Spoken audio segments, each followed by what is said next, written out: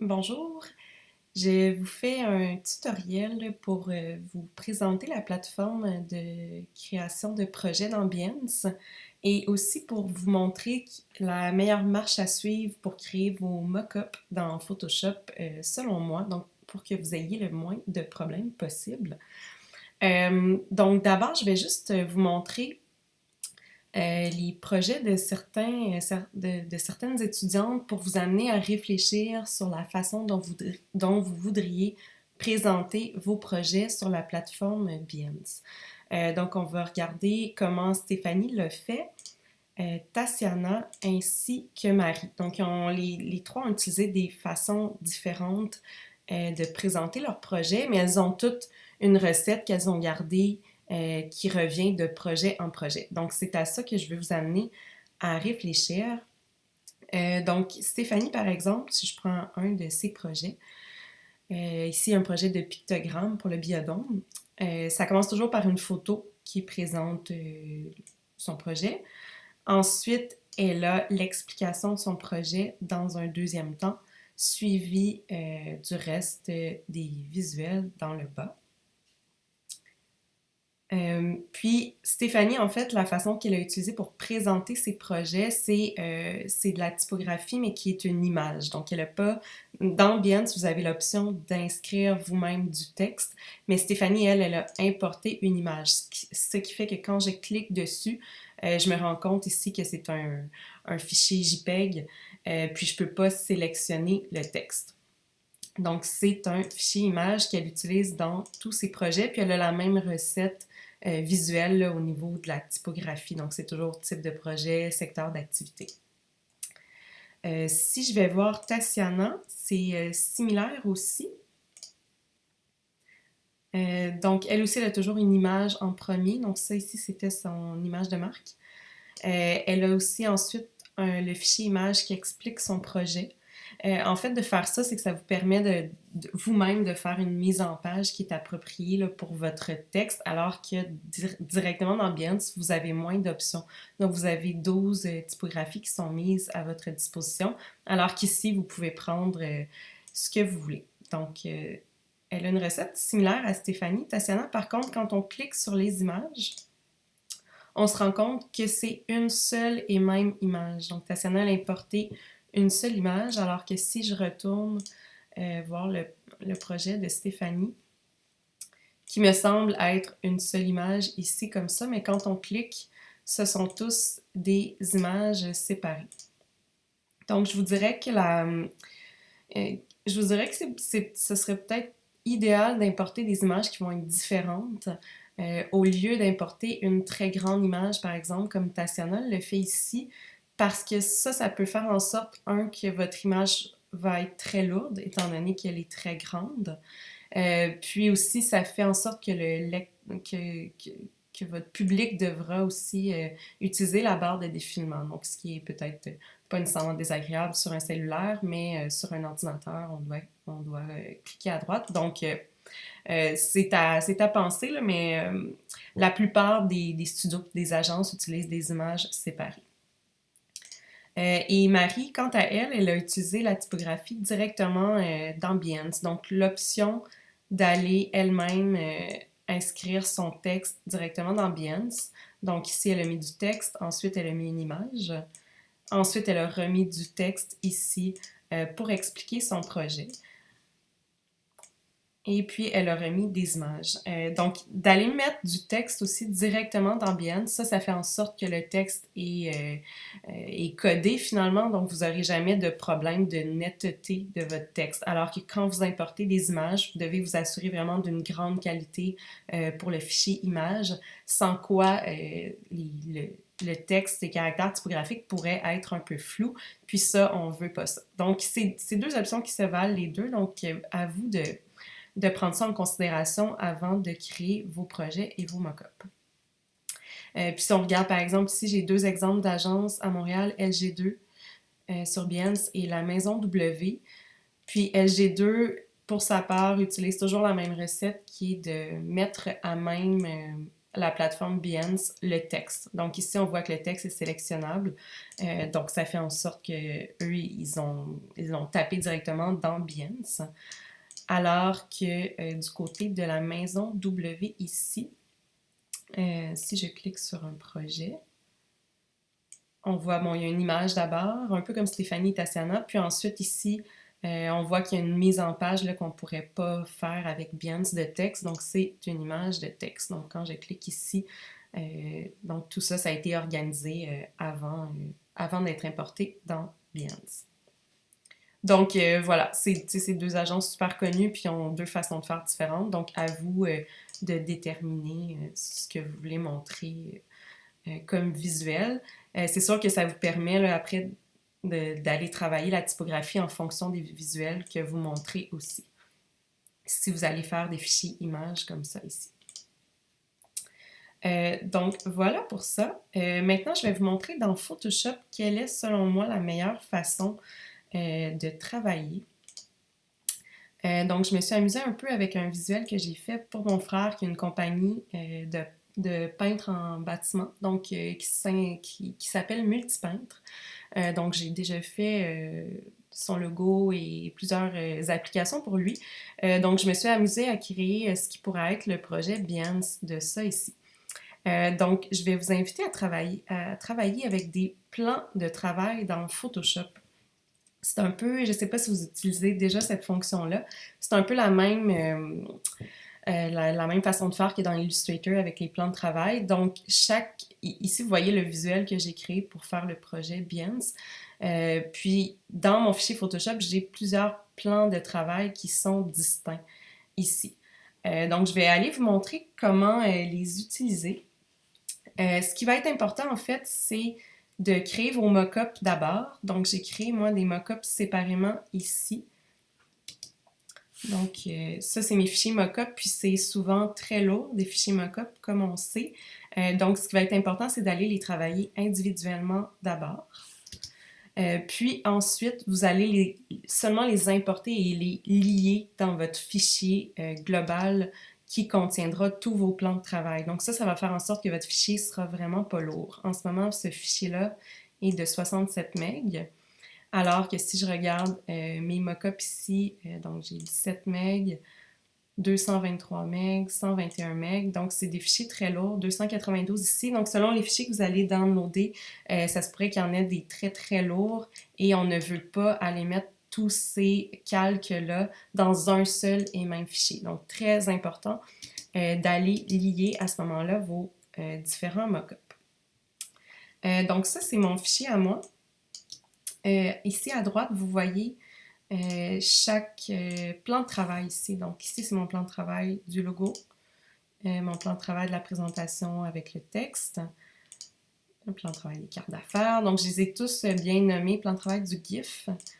Je les ai tous bien nommés là, pour que ce soit facile à visualiser ici. Puis ils sont tous un en dessous de l'autre ici. Donc, et à l'intérieur de mes plans de travail, j'ai plusieurs calques ici.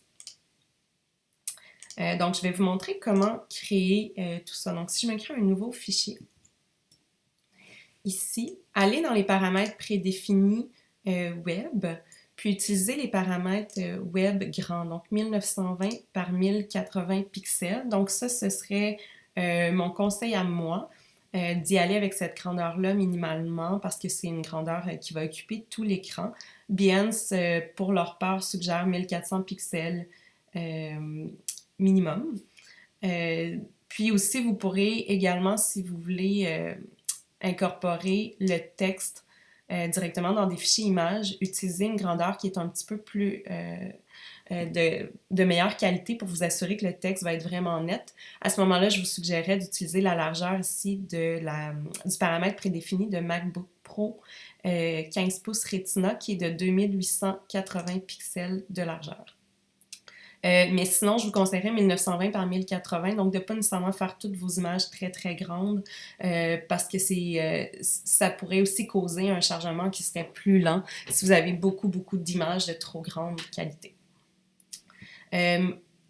Ça va être important ici de cocher plan de travail à droite ici. Donc, si vous voulez être en mesure de pouvoir créer des plans de travail, vous cochez plan de travail ici. Par contre, on ne peut pas, comme dans Illustrator, choisir un nombre de plans de travail dès le départ ici. Donc, on en crée ici, puis on va créer des nouveaux plans de travail à même le document. Donc, ici, ça me crée mon premier plan de travail que je peux renommer. Donc, par exemple, logo ici. Ensuite, pour créer un nouveau plan de travail, j'ai plusieurs options. Donc, je peux aller dans Calque, Nouveau et choisir plan de travail ici. Puis le renommer. Donc, disons que je renomme, je veux que ce soit les cartes d'affaires ici. J'ai ici des paramètres prédéfinis qui apparaissent. Là. Donc, par défaut, j'ai la même grandeur que ce que j'avais choisi ici. Par contre, ça me dit Android 1080, mais les paramètres, c'est la même chose que Web grand ici. Donc, c'est ce qu'on avait choisi au départ. Donc, j'ai ici mon deuxième plan de travail. Je peux également passer par ici dans les petites options ici en haut à droite des calques. Vous avez l'option Nouveau plan de travail. Donc, c'est la même chose qui se produit ici. Donc, je peux renommer selon le mock-up que je pense mettre dans ce plan de travail-là. Puis l'autre option que vous avez aussi, c'est ici en haut dans les outils. Si vous cliquez, vous avez l'outil plan de travail qui existe ici. Et vous pouvez vous-même aller en fait créer votre plan de travail comme vous voulez. Donc vous voyez la grandeur ici qui se forme. Vous avez une petite flèche et vous pouvez à l'aide des différents repères là, les accoter avec les mesures des plans de travail qui existent ici. Donc ça aussi, vous pouvez aller les créer vous-même comme ça. Donc je vais le renommer lui aussi. Disons que je le renomme avec les macarons. Donc là, ce que je veux faire, c'est les déplacer, les plans de travail, pour être capable de visualiser à quoi ça va ressembler directement dans Behance. Donc finalement, les mettre les uns sous les autres, comme j'ai fait ici dans mon fichier global. Pour aller déplacer les plans de travail, assurez-vous ici que cette option de sélection automatique est décochée. Donc si c'est coché, vous ne pourrez pas bouger aucun plan de travail. Et si c'est décoché comme ça, désélectionné, pardon, vous devez, pour aller bouger les plans de travail, vous assurer d'avoir sélectionné le plan de travail correspondant. Donc, si par exemple, si je sélectionne mon plan de travail logo, qui est le premier ici en haut, donc on voit aussi le petit mot logo qui apparaît dans le haut pour m'aider. Donc ensuite, je vais aller tasser celui-là, il va être un petit peu plus bas. Je sélectionne carte, mes cartes vont être en deuxième. Donc, puis vous pouvez venir les coller automatiquement là, avec les repères magnétiques. Voilà. Et les pins ici. Donc, ensuite, vous pourriez, assurez-vous de les mettre en ordre. Donc, ça va toujours être plus facile pour vous. Logo en haut, suivi de carte et de branding ici. Donc, ensuite, c'est le temps d'aller importer vos éléments ou copier vos éléments vectoriels à partir d'Illustrator. Donc, par exemple, mon logo ici, il y a des choses que je peux travailler à même mon fichier Photoshop, puis je vais aller aussi importer mes éléments par-dessus. Donc, par exemple, si je me dis, je veux un fond bleu ici dans mon premier... dans mon background de mon premier plan de travail. Puis par-dessus, je voudrais aller insérer mon logo. Donc ici, je vais tout simplement dans Illustrator, je peux aller copier-coller certains éléments vectoriels ici. Je reviens dans Photoshop. Et je colle tout simplement, donc Commande V, pardon. Et assurez-vous de coller en objet dynamique tout le temps. Comme ça va vous permettre d'agrandir vos éléments sans perdre de qualité ici. Donc ici, mon premier plan de travail, disons que dans mon deuxième, ici, là, je sélectionne mon deuxième plan de travail, carte, puis je vais aller importer un mock-up. Donc je vais faire Fichier, Importer et lier ici, et non Importer et incorporer. Donc si vous faites Importer et incorporer, ça va vous incorporer tout le contenu du mock-up, puis c'est pas ça que vous voulez parce que ça va être beaucoup trop lourd. Donc on veut importer et lier notre fichier. Donc, je choisis carte ici, importer. Donc, c'est mon fichier Photoshop que j'importe finalement dans un autre fichier Photoshop. Puis ici, si je réajuste la grandeur, on voit que ça s'en va pas sur mon autre plan de travail. Donc mes calques dans mon plan de travail carte vont uniquement rester sur mon plan de travail carte. Donc branding, je peux faire la même chose. Fichier, importer et lier. Je choisis mon mock-up de branding, qui a un format un peu différent ici du 1920 par 1080.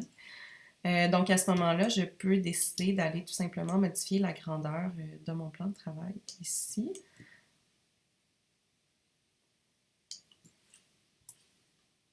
Donc je m'assure que ma sélection automatique ici n'est pas sélectionnée finalement. Je prends ici mon plan de travail de pins que je veux descendre vers le bas. Ensuite, je prends mon plan de travail branding et une fois qu'il est sélectionné, je peux l'agrandir ici comme ça, de la grandeur de mon choix. Donc, la hauteur de vos plans de travail et donc de vos images dans Behance peut être différente là, de 1080 pixels. Donc, pour ça, il n'y a pas de problème. Vous pourriez en avoir aussi des plus minces selon le visuel que vous voulez mettre. Et finalement, bon, je vais replacer mon pins et je peux aller importer mes mock-ups dans pins. Donc, importer et lier. Donc ici, j'en ai 3. Je ne peux pas en importer 3 à la fois. Donc, je vais les importer un par un ici. Donc, mon premier. Je vais faire Enter. Fichier importer et lier. Mon deuxième. Enter. Et mon troisième. Importer et lier. Donc, ce qui est intéressant aussi de fonctionner de cette façon-là, c'est que vous pouvez, dans votre fichier global, faire aussi des calques d'ajustement par-dessus vos images. Donc, au lieu de toujours retourner aussi dans votre mock-up, vous pouvez ajuster les images entre elles parce que vous les avez une à côté de l'autre. Donc, si par exemple, en ce moment, je vois que mes pins, je trouve qu'en fait, sont un petit peu trop désaturés par rapport à mes autres pièces. Mais moi, je peux aller rajouter un calque de saturation, de teinte et de saturation en ajustement par-dessus ici pour que ce soit bien égal partout. Donc là, je vais m'assurer de les aligner. Voilà ici. Puis je peux mettre un fond, un nouveau calque de fond ici. Je m'assure que c'est bien dans mon plan de travail. Comme ça, puis je peux aussi aller réajuster mon plan de travail ici, qui est un peu trop long. Donc, je pense que vous avez compris le principe. Si je reviens ici à mon fichier global, donc, ça va vous permettre, en travaillant comme ça, ça va vous permettre que votre fichier soit pas trop lourd, donc de ne pas faire bugger votre ordinateur. Donc, préparez vraiment tous vos mock-ups à l'avance. Mon autre conseil, ce serait aussi dans vos mock-ups, de désactiver le fond aussi. Donc, par exemple, si je prends ici les mock-ups de hoodie, donc de coton ouaté ici. Donc, j'ai mon mock-up qui est relié ici. Par contre, c'est vrai, j'ai enlevé le fond dans ce mock-up-là. Donc, si je double-clique ici sur mon mock-up, sur mon calque, donc j'arrive ici dans mon fichier de mock-up. Donc, moi, j'ai enlevé le fond, les deux fonds là, ici qui étaient proposés pour pouvoir aller, pardon, pas ici, aller les ajuster moi-même ici. Donc, j'ai fait passer une forme oblique jaune ici en arrière, puis j'ai mis également, le reste est blanc. Donc ça peut être une bonne option pour aller travailler vos fonds. Donc assurez-vous de les désactiver dans vos mock-ups directement.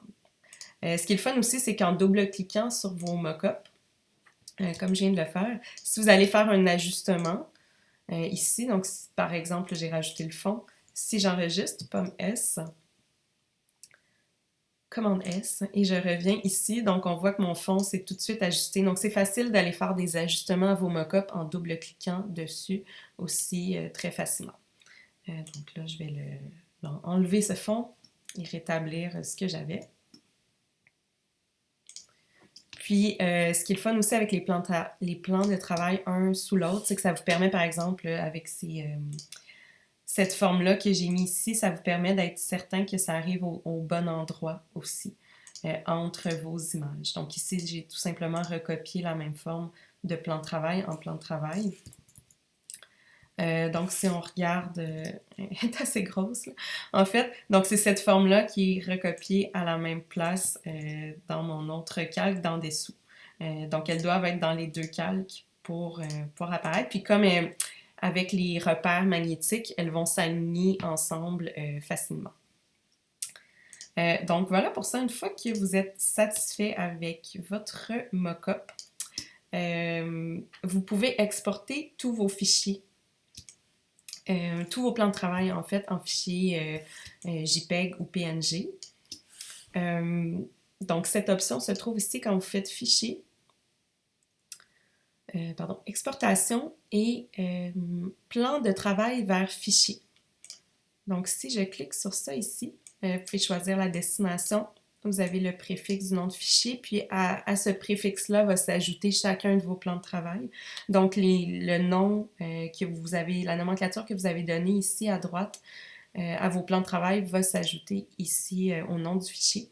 Donc, vous pouvez inclure les zones de chevauchement si jamais vous avez des calques qui seraient par-dessus deux plans de travail.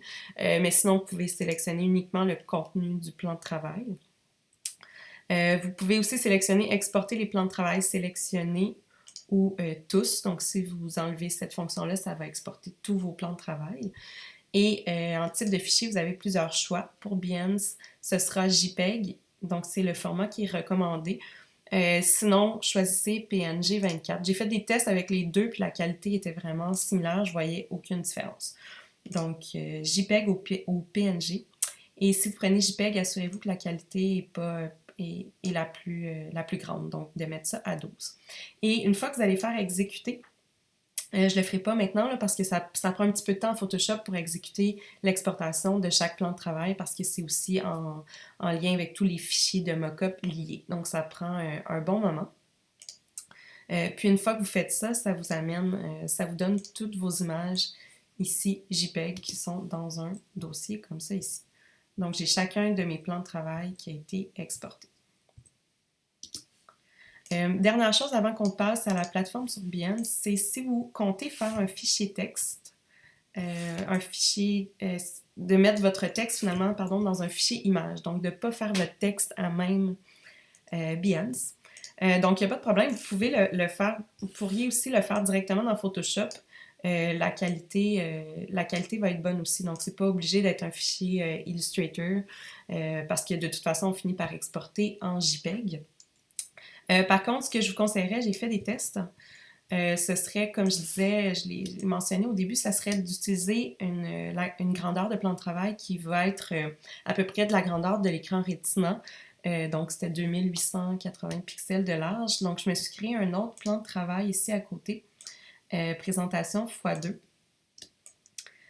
Donc, c'est le même visuel, mais agrandi. En fait, c'est que j'ai doublé Moi, en ce moment, là, dans mon test, j'avais doublé la largeur et la hauteur.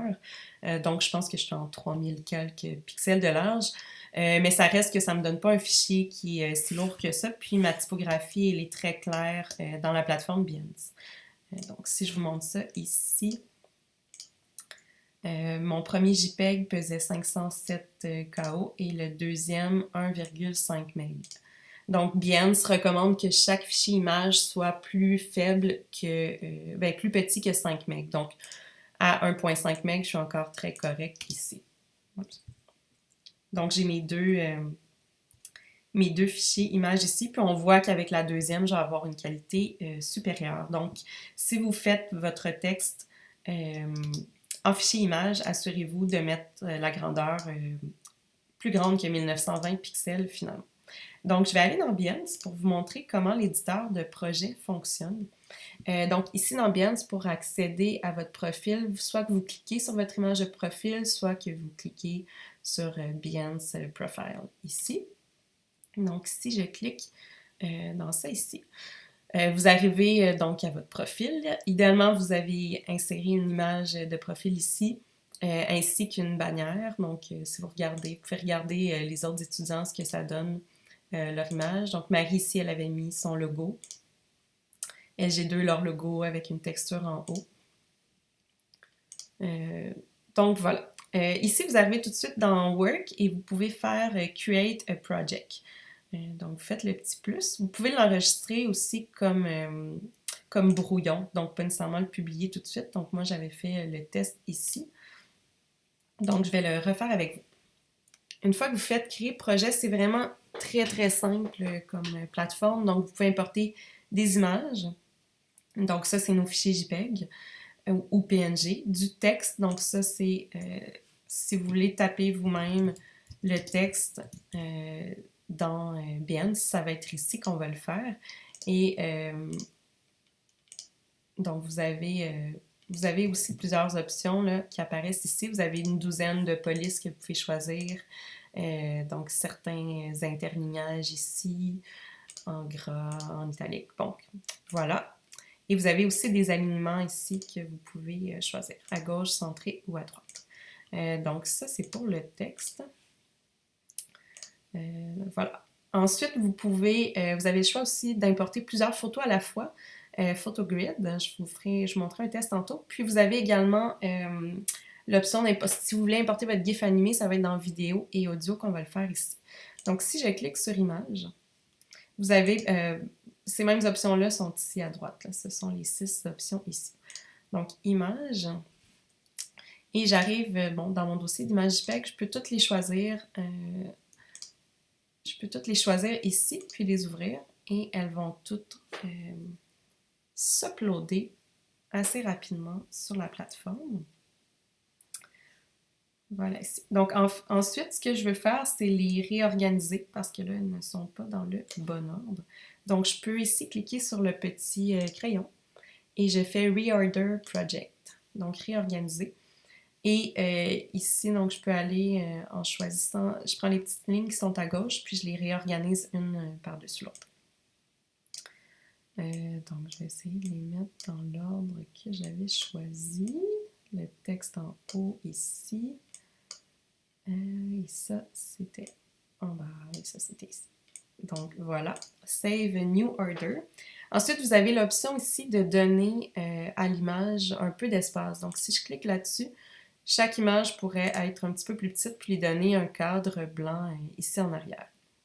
Un cadre d'ailleurs que vous pouvez choisir. Donc, vous pouvez choisir la couleur du background ici en tapant aussi votre code de couleur. Donc, moi, je vais laisser ça blanc ici. Et je ne vais pas enlever d'espacement comme ça. Créer de l'espacement supplémentaire. Ensuite aussi, vous avez cette espèce d'interlignage entre les deux images, d'espace entre les deux images, pardon. Si vous allez dans Style, donc si on revient là-dedans, vous aviez la couleur du fond, mais vous avez également l'espace entre le contenu.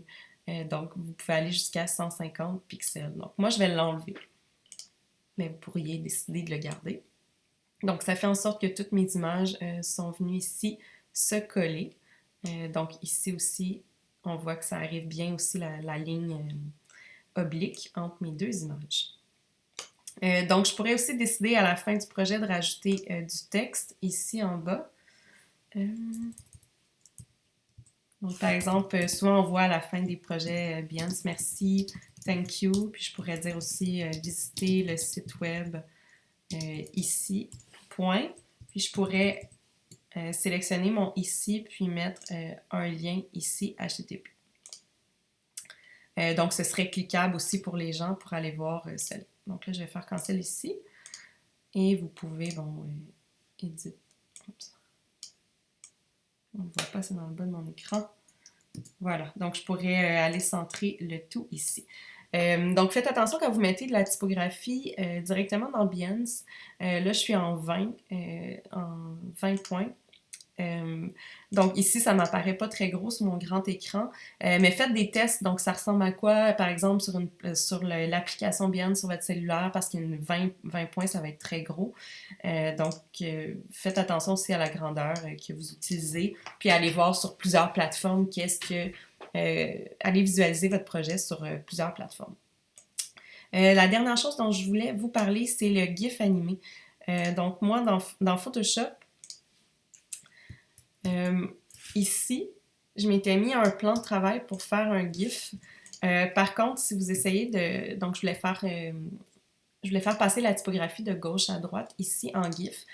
Par contre, je ne peux pas aller faire mon GIF à même ici tous mes plans de travail parce que si j'ouvre ma fenêtre de montage ici et que je fais créer une animation d'image, ça va me prendre tous mes plans de travail dans mon animation d'image. Donc moi, ce n'est pas ça que je veux. Donc ce que j'ai fait, c'est que j'ai créé mon GIF dans un autre fichier en 1920 pixels de large. Donc si je viens ici, donc j'ai mon GIF ici qui a été créé. Donc si je le fais jouer ici, ça ressemble à ça. Je l'ai exporté en GIF tout simplement, comme je vous ai montré dans l'autre tutoriel. Donc si je reviens ici, je vais faire vidéo et audio. Je vais aller chercher mon GIF, GIF, service.gif, ici. Et bon, c'est le même principe. Le GIF va s'importer dans le bas, puis je peux réordonner ici mon projet. Et aller mettre mon GIF un petit peu plus haut. Donc, je le voulais ici. Voilà. Donc ensuite, vous avez la fonction Settings ici, paramètres. Et c'est là que vous allez choisir l'image de couverture du projet. Donc, ça va être important d'en choisir une aussi qui va attirer l'œil des gens qui vont visiter la plateforme Behance. Donc, disons que je choisis celle-là ici. Vous donnez un titre à votre projet. Vous pouvez ajouter des tags aussi si vous voulez. Donc, disons que j'ai créé branding. Voilà. Donc, pour y en ajouter jusqu'à 10. Vous pouvez inscrire ce que vous avez utilisé comme logiciel, par exemple. Puis si on peut choisir la catégorie, mais ça, c'est optionnel. Donc, vous n'êtes pas obligé de faire ça. Ensuite, vous pouvez faire soit Publish ou sinon, faites Save as Draft, donc enregistrer comme brouillon ici. Et ça va s'enregistrer dans vos projets comme brouillon, comme vous avez vu au début. Et si vous voulez voir un preview de ce que ça donne sur Behance, on a ici l'option en dessous de Save as Draft, View a Preview. Et donc, ça m'amène ici au preview de mon projet, là, un peu comme quand je regarde le projet de Tatiana ici. Mais ça me donne, Tatiana ici, mais ça me donne la même chose ici. Donc, ça me montre vraiment, ça va avoir l'air de quoi dans Behance. Donc, j'ai ça ici, on voit la typographie ici. On voit aussi les détails ici en bas. Donc, vous pourriez rajouter un texte ici de description dans les paramètres de Settings. Et quand je clique sur mes images, c'est là que ça vous permet de voir la qualité puis la grandeur de votre image par rapport à votre écran. Donc ici, on voit que mon image de texte est plus large que ma première image qui était en 1920 pixels. C'est normal parce que celle-là, je l'ai mis plus grande pour m'assurer que mon texte soit très, très net sur tous les écrans. Donc, j'ai mon GIF ici. Donc, ça me permet de voir chaque image une après l'autre, comme ça ici, séparément. Dernière chose que je veux vous montrer, c'est que vous pouvez importer une grille. Donc, vous avez l'option d'importer plusieurs photos à votre grille. Donc, Add Photos to create your grid. Donc, si je choisis je vais choisir 3 images pour vous montrer un petit test ici. Donc, si par exemple, j'ai fait mes mock-ups de pins un par un ici. Donc, je peux importer mes 3 fichiers JPEG. Puis, ils vont se positionner dans ma grille. Donc, tu sais, je pourrais en importer jusqu'à 8, puis je peux aussi ensuite les remanier à l'intérieur, là, ici. Donc, ce que ça fait quand on regarde un preview, c'est que vous avez vos 3 images qui apparaissent une à côté de l'autre. Un peu comme dans ce montage-là, moi j'ai fait 2 images, une à côté de l'autre, mais c'est une seule image finalement sur mon plan de travail. Bien ici, ensuite, j'en ai 3, mais je les vois séparément parce qu'elles sont dans une grille. Donc, mais quand je vois le projet ici sans cliquer, je les vois une à côté de l'autre parce qu'elles sont dans une grille, mais je ne les ai pas créées dans un seul et unique plan de travail. Donc, voilà, je pense que ça fait le tour. Merci beaucoup.